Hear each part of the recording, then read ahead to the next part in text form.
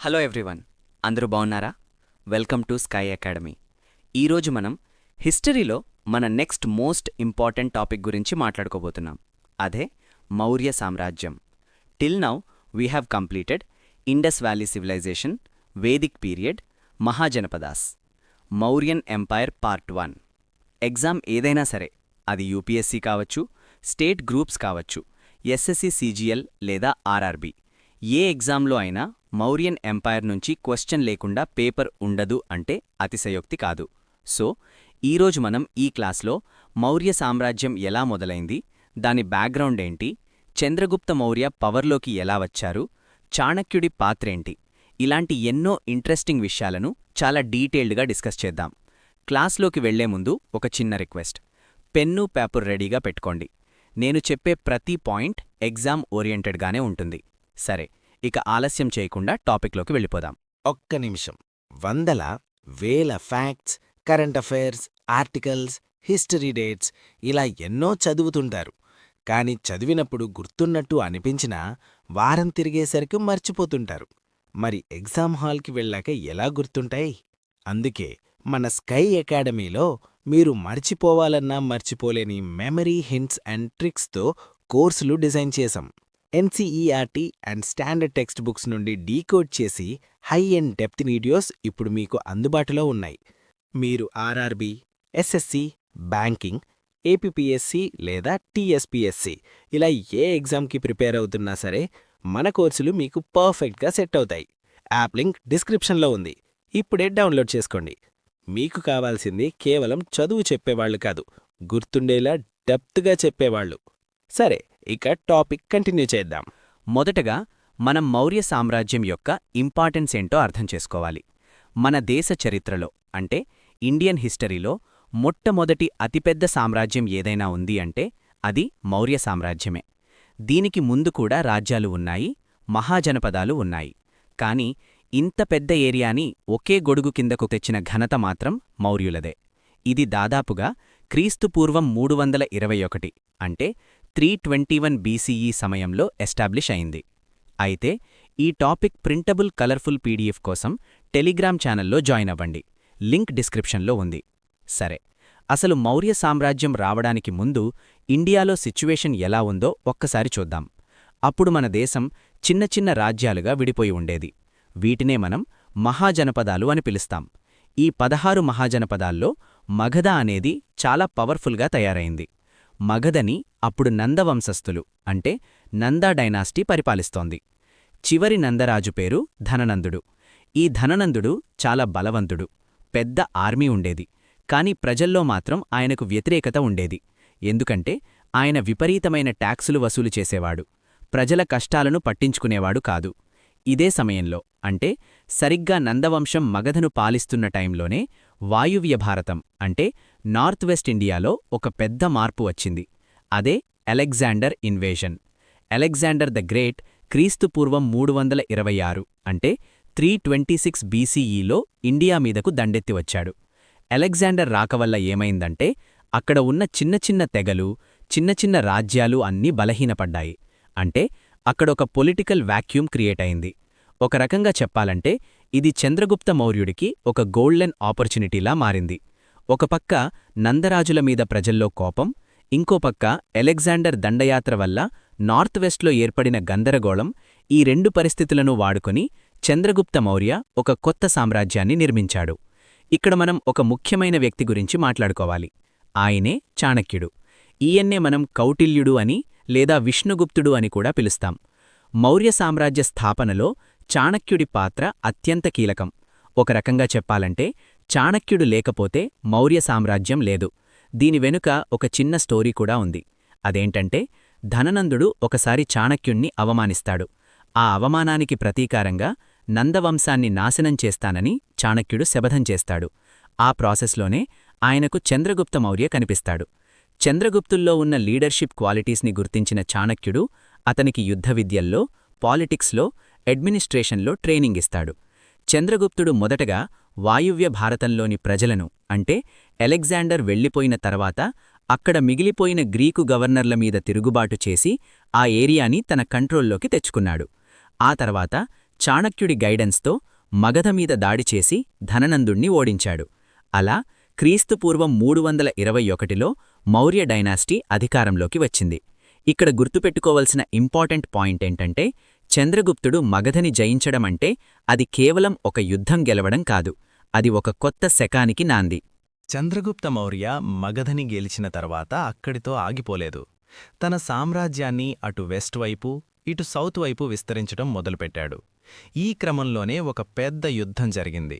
అది సెల్యూకస్ నికేటర్తో జరిగిన యుద్ధం.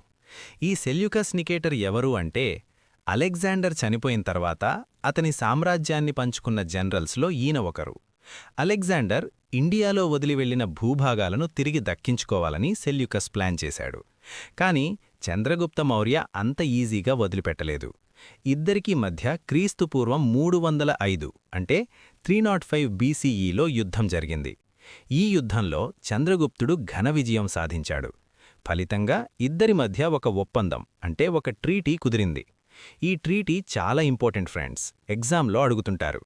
ఈ ఒప్పందం ప్రకారం సెల్యూకస్ నికేటర్ తన ఆధీనంలో ఉన్న ఏరియా కాందహార్, కాబూల్, హెరాత్ మరియు బలూచిస్తాన్ వంటి ప్రాంతాలను చంద్రగుప్తుడికి ఇచ్చేశాడు. దానికి బదులుగా చంద్రగుప్తుడు 500 యుద్ధ ఏనుగులను అంటే 500 వార్ ఎలిఫెంట్స్ని సెల్యూకస్కి బహుమతిగా ఇచ్చాడు. అంతేకాకుండా సెల్యూకస్ తన కుమార్తెను చంద్రగుప్తుడికి ఇచ్చి వివాహం జరిపించాడు. దీనివల్ల మౌర్య సామ్రాజ్యం ఆఫ్ఘనిస్తాన్ బార్డర్ వరకు విస్తరించింది. ఆలోచించండి, ఆ రోజుల్లోనే మన బార్డర్స్ ఎంత దూరం ఉండేవో. అది మౌర్యుల గొప్పతనం. ఈ ఒప్పందంలో భాగంగానే సెల్యూకస్ నికేటర్ తన రాయభారిని అంటే అంబాసిడర్ని చంద్రగుప్తుడి కోర్టుకి పంపించాడు. ఆ రాయభారి పేరే మెగస్థనీస్. ఈ మెగస్థనీస్ పటాలీపుత్రలో ఉండి మౌర్యుల పాలనని, అక్కడి సమాజాన్ని గమనించి ఒక బుక్కు రాశాడు. ఆ బుక్కు పేరే ఇండికా. ఈ పాయింట్ చాలా ఇంపార్టెంట్ ఫ్రెండ్స్. ఇండికా పుస్తకాన్ని రాసింది ఎవరు అంటే మెగస్థనీస్ అని గుర్తుండాలి. అయితే దురదృష్టవశాత్తు ఒరిజినల్ ఇండికా బుక్ ఇప్పుడు మనకు లభ్యం కాలేదు. కానీ తర్వాత కాలంలో వచ్చిన గ్రీకు రైటర్స్ అంటే స్ట్రాబో, ప్లినీ, ఏరియన్ వంటి వారు మెగస్థనీస్ చెప్పిన విషయాలను తమ బుక్స్లో కోట్ చేశారు. వాటిని బట్టి మనకు ఆనాటి విషయాలు తెలుస్తున్నాయి. మెగస్థనీస్ తన బుక్లో మౌర్యుల రాజధాని అయిన పటాలీపుత్ర గురించి చాలా గొప్పగా వర్ణించాడు. ఆ నగరం చుట్టూ పెద్ద పెద్ద గోడలుండేవని, రక్షణ కోసం లోతైన కందకాలుండేవని చెప్పాడు. అలాగే మౌర్య అడ్మినిస్ట్రేషన్ గురించి, ముఖ్యంగా మునిసిపల్ అడ్మినిస్ట్రేషన్ గురించి చాలా వివరంగా రాశాడు. దీని గురించి మనం కాసేపట్లో ఇంకా డీటెయిల్డ్గా మాట్లాడుకుందాం. మౌర్య సామ్రాజ్యం గురించి తెలుసుకోవడానికి మనకున్న మరో మోస్ట్ ఇంపార్టెంట్ సోర్స్ చాణక్యుడు రాసిన అర్థశాస్త్రం. దీని గురించి తెలియకుండా మనం మౌర్యుల గురించి మాట్లాడలేం. అర్థశాస్త్రం అంటే కేవలం ఎకనామిక్స్ గురించి మాత్రమే కాదు. ఇందులో స్టేట్ క్రాఫ్ట్ అంటే ఒక రాజ్యాన్ని ఎలా పాలించాలి, పాలిటిక్స్ ఎలా ఉండాలి, మిలిటరీ స్ట్రాటజీస్ ఏంటి, స్పై సిస్టమ్ అంటే గూఢచారి వ్యవస్థ ఎలా ఉండాలి అనే విషయాల గురించి చాలా డీటెయిల్డ్గా ఉంటుంది. దీనిని 15 భాగాలుగా అంటే 15 అధికరణాలుగా విభజించారు. అర్థశాస్త్రం ప్రకారం రాజు అనేవాడు ధర్మాన్ని పాటించాలి, ప్రజల సంక్షేమమే రాజు సంతోషం అని కౌటిల్యుడు చెప్పాడు. ప్రజల సుఖంలోనే రాజు సుఖం ఉంటుంది, ప్రజాహితమే రాజుహితం అని ఒక గొప్ప కొటేషన్ కూడా ఇందులో ఉంది. అర్థశాస్త్రం అనేది మౌర్యుల అడ్మినిస్ట్రేటివ్ బ్యాక్బోన్ అని చెప్పచ్చు. ఈ బుక్ని 1905లో అంటే 1905లో ఆర్ శ్యామశాస్త్రి అనే ఆయన మళ్లీ కనిపెట్టారు. అప్పటి వరకు ఇది లోకానికి తెలియదు. సో ఇది కూడా ఒక ఎగ్జామ్ పాయింట్. అర్థశాస్త్రాన్ని డిస్కవర్ చేసింది ఎవరు అంటే ఆర్ శ్యామశాస్త్రి. సరే, ఇప్పుడు మౌర్యుల పాలన ఎలా ఉండేదో చూద్దాం. మౌర్యుల పాలన చాలా సెంట్రలైజ్డ్గా ఉండేది. అంటే పవర్ అంతా మెయిన్గా రాజు చేతుల్లోనే ఉండేది. రాజు తర్వాత అత్యంత ముఖ్యమైనది మంత్రిపరిషత్. రాజుకి సలహాలివ్వడానికి ఒక కౌన్సిల్ ఆఫ్ మినిస్టర్స్ ఉండేవారు. అందులో ప్రధానమంత్రి, పురోహితుడు, సేనాపతి మరియు యువరాజు ఉండేవారు. వీళ్లను తీర్థులు అని పిలిచేవారు. మొత్తం 18 మంది తీర్థులుండేవారు. ఇది కూడా గుర్తుపెట్టుకోవాల్సిన నంబర్. అడ్మినిస్ట్రేషన్లో ఒక్కొక్క విభాగానికి ఒక్కొక్క అధికారి ఉండేవాడు. ఉదాహరణకు రెవెన్యూ డిపార్ట్మెంట్ హెడ్ని సమాగర్త అని పిలిచేవారు. అలాగే ట్రెజరీ హెడ్ని సన్నిధాత అని పిలిచేవారు. చూడండి ఫ్రెండ్స్, ఈ పేర్లు కొంచెం కొత్తగా అనిపించచ్చు, కానీ ఎగ్జామ్లో మ్యాచ్ ద ఫాలోయింగ్లో ఇలాంటివే అడుగుతారు. సమాహర్త అంటే ట్యాక్స్ కలెక్టర్ జనరల్, సన్నిధాత అంటే చీఫ్ ట్రెజరీ ఆఫీసర్. ఇలాంటి ట్రిక్స్ యూట్యూబ్లో దొరుకుతాయి, కానీ మిమ్మల్ని రోజూ ప్రొద్దున్నే లేపి, ఒరే తమ్ముడు, ఈరోజు ఈ టాపిక్ చదివావా? రాత్రికి టెస్ట్ ఉంది, రెడీగా ఉండు అని అడిగేవాళ్ళెవరు? అందుకే స్కై అకాడమీ తీసుకొచ్చింది స్పెషల్ 1-to-1 మెంటర్షిప్ ప్రోగ్రామ్. మా ప్రోగ్రామ్ స్పెషాలిటీ ఏంటంటే మార్నింగ్ మోటివేషన్ అండ్ షెడ్యూల్. ప్రొద్దున్నే టార్గెట్ ఇస్తాం. Random afternoon questions. మధ్యాహ్నం సడన్ గా గ్రూప్లో ఒక క్వశ్చన్ పడుతుంది, బ్రెయిన్ షార్ప్ అవుతుంది. Evening oral test. సాయంత్రం నేనే స్వయంగా కాల్ చేసి అడుగుతా. భయం ఉంటేనే భక్తి ఉంటుంది, భక్తి ఉంటేనే రిజల్ట్ ఉంటుంది. మీకు ప్రాపర్ స్ట్రాంగ్ హోల్డ్ ప్రిపరేషన్ కావాలంటే వాట్సాప్ చేయండి 9491370061. సీట్లు చాలా లిమిటెడ్. మౌర్యుల అడ్మినిస్ట్రేషన్లో స్పై సిస్టమ్ అంటే గూఢచారి వ్యవస్థ చాలా పవర్ఫుల్గా ఉండేది. ఎక్కడ ఏం జరుగుతుందో రాజుకి ఎప్పటికప్పుడు సమాచారం అందేది. ఈ గూఢచారులను గూఢపురుషులు అని పిలిచేవారు. ఇందులో మళ్ళీ 2 రకాలుండేవారు. ఒకరు సంస్థ అంటే ఒకే చోట ఉండి సమాచారం సేకరించేవారు. ఇంకొకరు సంచార అంటే తిరుగుతూ ఇన్ఫర్మేషన్ కలెక్ట్ చేసేవారు. రాజుకు తెలియకుండా రాజ్యంలో చిన్న చీమ కూడా కదలకూడదు అనేంత స్ట్రిక్ట్గా ఈ సిస్టమ్ ఉండేది. ఇంత పెద్ద సామ్రాజ్యాన్ని ఒక్క కేంద్రం నుంచే పాలించడం కష్టం కాబట్టి సామ్రాజ్యాన్ని కొన్ని ప్రావిన్సెస్గా అంటే రాష్ట్రాలుగా విభజించారు. మెయిన్గా 5 ఇంపార్టెంట్ ప్రావిన్సెస్ ఉండేవని మనకు తెలుస్తోంది. మొదటిది ఉత్తరాపతం, దీని క్యాపిటల్ తక్షశిల. రెండవది అవంతిపతం, దీని క్యాపిటల్ ఉజ్జయిని. మూడవది దక్షిణాపతం, దీని క్యాపిటల్ సువర్ణగిరి. నాలుగవది కళింగ, దీని క్యాపిటల్ తోసాలి. ఐదవది ప్రాచ్య లేదా మగధ, దీని క్యాపిటల్ పటాలీపుత్ర. ఈ ప్రావిన్సెస్కి గవర్నర్లుగా ఎక్కువగా రాజకుమారులనే నియమించేవారు. వీరిని కుమార లేదా ఆర్యపుత్ర అని పిలిచేవారు. మౌర్య సామ్రాజ్యంలో అడ్మినిస్ట్రేషన్ యూనిట్స్ వరుసగా ఎలా ఉండేవంటే మొదట సామ్రాజ్యం, తర్వాత ప్రావిన్స్, దాని తర్వాత ఆహార లేదా విషయ అంటే డిస్ట్రిక్ట్, ఆ తర్వాత గ్రామం.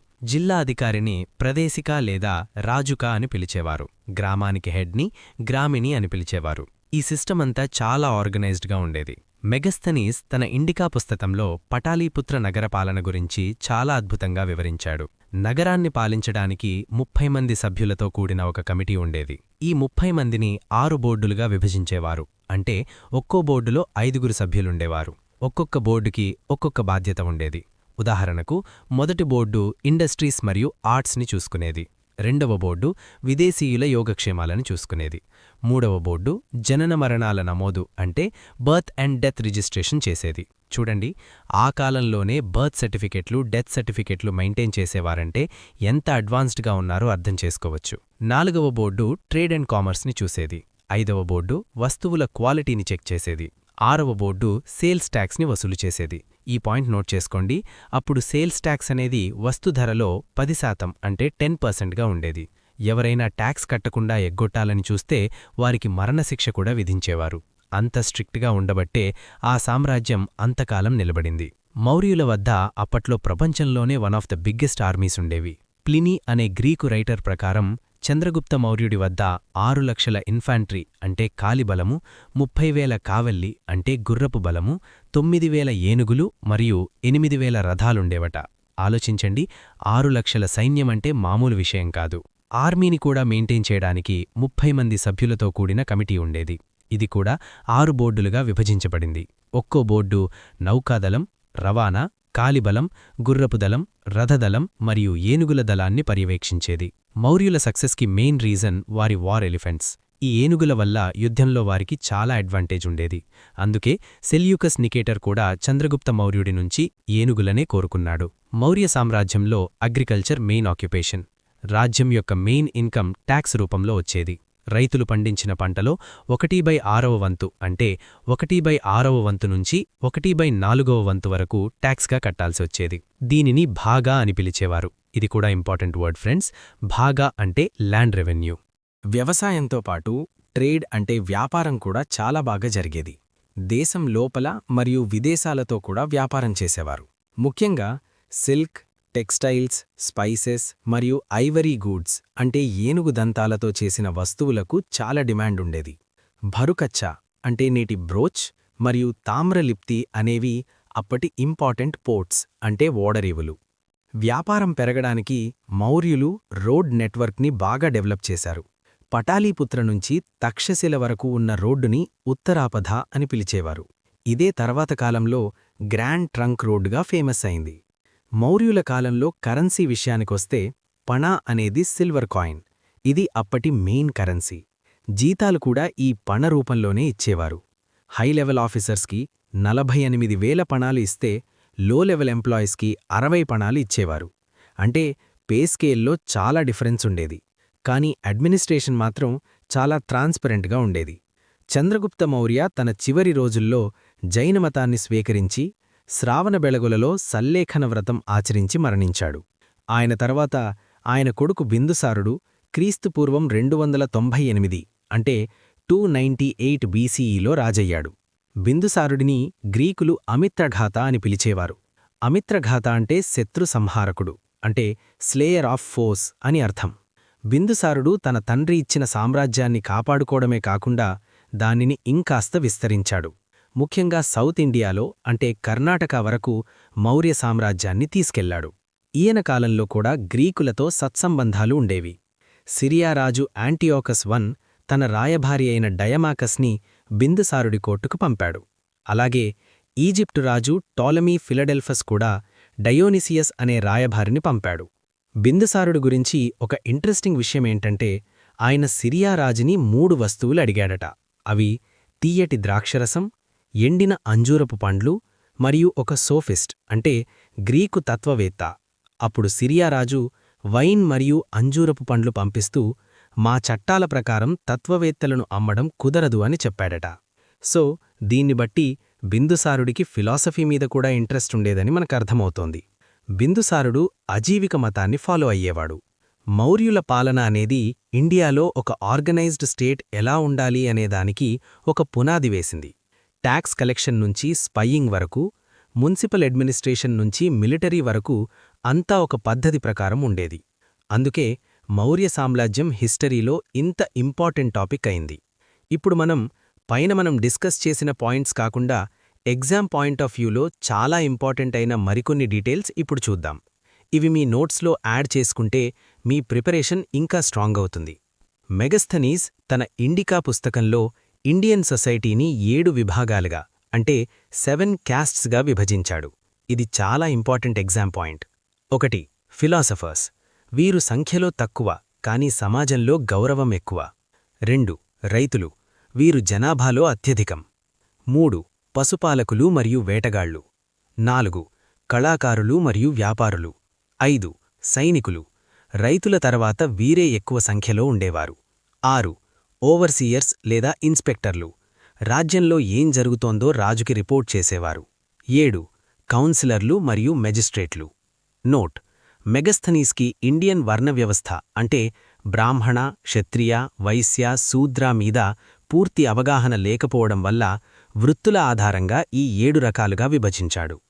మౌర్యుల కాలంలో 2 రకాల కోర్టులున్నాయని కౌటిల్యుడు చెప్పాడు. 1. ధర్మస్థీయ. ఇవి సివిల్ కోర్టులు అంటే ఆస్తి తగాదాలు, వివాహాలు మొదలైనవి. 2. కంటకశోధన. ఇవి క్రిమినల్ కోర్టులు అంటే హత్యలు, దొంగతనాలు, దేశద్రోహం మొదలైనవి. పన్నుల వ్యవస్థ మరికొన్ని రకాలు. విస్టి అంటే వెట్టి చాకిరీ అంటే ఫోర్స్డ్ లేబర్. ప్రజలు ట్యాక్స్ కట్టలేనప్పుడు ఉచితంగా ప్రభుత్వం కోసం పనిచేయాల్సొచ్చేది. బలి. ఇది ఒక రకమైన మతపరమైన పన్ను. హిరణ్య. ధాన్య రూపంలో కాకుండా నగదు రూపంలో కట్టే పన్ను. ఆర్కిటెక్చర్. వాస్తుశిల్పం. మౌర్యుల కాలంలో పటాలిపుత్రలో రాజు నివసించే ప్యాలెస్ ఎక్కువగా చెక్కతో నిర్మించబడింది. మెగస్థనీస్ దీన్ని చూసి అబ్బురపడి పర్షియాలోని సుసానగరం కంటే ఇది గొప్పదని వర్ణించాడు. అశోకుడి కంటే ముందే చంద్రగుప్తుడు సుదర్శన సరస్సు నిర్మాణాన్ని గుజరాత్ అంటే గిర్నార్లో ప్రారంభించాడు. దీనిని పుష్యగుప్త అనే గవర్నర్ పర్యవేక్షించారు. చంద్రగుప్తుడు తన జీవితాంతంలో భద్రబాహు అనే జైనముని ప్రభావంతో జైనమతాన్ని స్వీకరించాడు. ఆయన కర్ణాటకలోని శ్రావణబెళగులకు వెళ్లి సల్లేఖన వ్రతం అంటే నిరాహార దీక్షతో ప్రాణాలు వదలడం ఆచరించి మరణించారు. అందుకే అక్కడ ఉన్న ఒక కొండకు చంద్రగిరి అని పేరొచ్చింది. అడ్మినిస్ట్రేటివ్ ఆఫీసర్స్ మరియు కొందరు ముఖ్యులు. సీతాధ్యక్ష. వ్యవసాయం మరియు ప్రభుత్వ భూముల పర్యవేక్షకుడు. పణ్యాధ్యక్ష. వాణిజ్యం మరియు మార్కెట్ నియంత్రణ అధికారి. సంస్థాధ్యక్ష. వ్యాపార మార్గాల పర్యవేక్షకుడు. లక్షణాధ్యక్ష. నాణాల ముద్రణ అంటే మింటింగ్ ఆఫ్ కాయిన్స్ అధికారి. మరి బిందుసారుడి తర్వాత ఏం జరిగింది? ఆయన కొడుకు అశోకుడు అధికారంలోకి ఎలా వచ్చాడు? అశోకుడిని ద గ్రేట్ అని ఎందుకంటారు? కళింగ యుద్ధం తర్వాత ఆయనలో వచ్చిన మార్పేంటి? బౌద్ధమత వ్యాప్తికి ఆయన చేసిన కృషేంటి? ఈ విషయాలన్నీ మనం పార్ట్ 2లో చాలా డీటెయిల్గా డిస్కస్ చేద్దాం. ఈ క్లాస్ మీకు నచ్చితే, పాయింట్స్ అన్నీ అర్థమైతే ఒకసారి రివైజ్ చేసుకోండి. ముఖ్యంగా ఆ పేర్లు సమాహర్త, సన్నిధాత, అమిత్రఘాత ఇవి మాత్రం అస్సలు మర్చిపోవద్దు. ఎగ్జామ్లో ఇవే మనకు మార్కులు తెచ్చిపెడతాయి. మీకు ఈ టాపిక్ మీద ఏవైనా డౌట్స్ ఉంటే మళ్ళీ ఇంకోసారి చూడండి. అప్పుడు మీకు ఫుల్ క్లారిటీ వస్తుంది. నెక్స్ట్ క్లాస్లో అశోకుడి గురించి, ఆయన శిలాశాసనాల గురించి చాలా ఇంట్రెస్టింగ్గా చెప్పుకుందాం. See you in part 2. అప్పటి వరకు చదువుతూనే ఉండండి, ప్రాక్టీస్ చేస్తూనే ఉండండి. All the best. Thank you so much.